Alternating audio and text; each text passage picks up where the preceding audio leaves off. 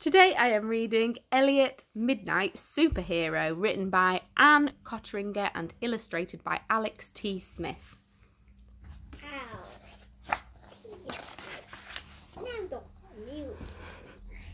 By day, Eliot is quiet. He reads his books, he feeds his goldfish, he watches Mr. Smith wash his car. Eliot is such a quiet little thing, say all the grown-ups. Tick-tock, tick-tock, tick-tock, bong. But when the clock strikes midnight, Eliot is a superhero.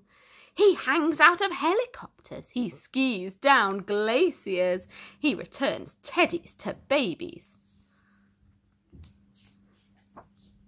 Sometimes the mayor needs Eliot's help. "The lions have escaped from the zoo," he cries. "They're rampaging through the streets." Luckily, Eliot is an expert lion tamer.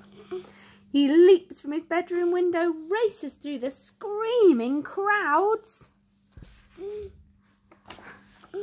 and comes face to face with the lions. He stares into the eyes of the roaring beasts. One by one, Eliot stops them in their tracks. He leads the lions back to the zoo as their crowds cheer.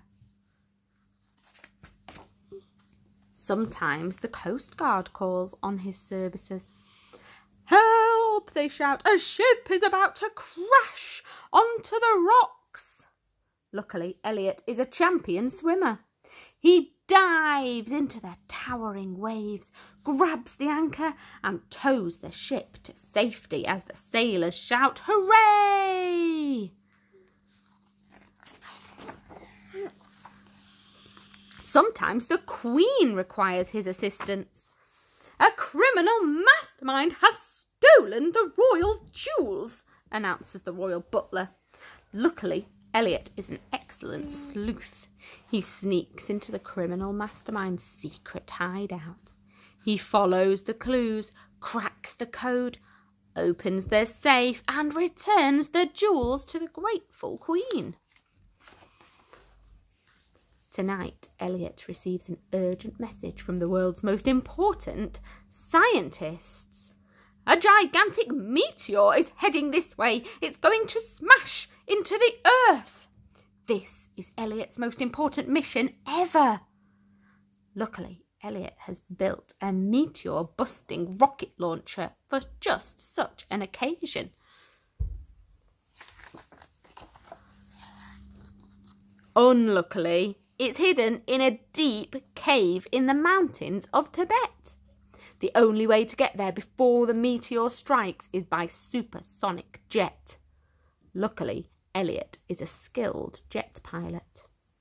Eliot sets off over the Alps, over the Caspian Sea, across to the Himalayas. Uh-oh! Clouds are forming in the mountains. Eliot can barely see. Suddenly, a snow-capped peak flashes past his window. Another looms up straight ahead. Eliot dips his left wing and swerves just in time. To reach the cave, he must now land on the shortest, most dangerous runway in the world. He grips the controls. The wheels bump the ground. Screech! Eliot skids to a halt. The sky is blazing with the light of the meteor. Closer and closer it comes. Eliot can see the entrance to the cave far above him. Luckily, Eliot is a highly experienced mountaineer. He scrambles up the cliff face and into the cave. Eliot swings the barrel of the meteor-busting rocket launcher towards the sky. He aims, he holds his breath. He waits until just the right moment. He fires! Kapow! Eliot saves the world from destruction! Hooray! That was close. The Queen gives Eliot an award for his courage and ingenuity. The earth trembles with deafening applause. But being a midnight superhero is very tiring. It doesn't leave Eliot with much energy. So by day, Eliot is quiet. Shh.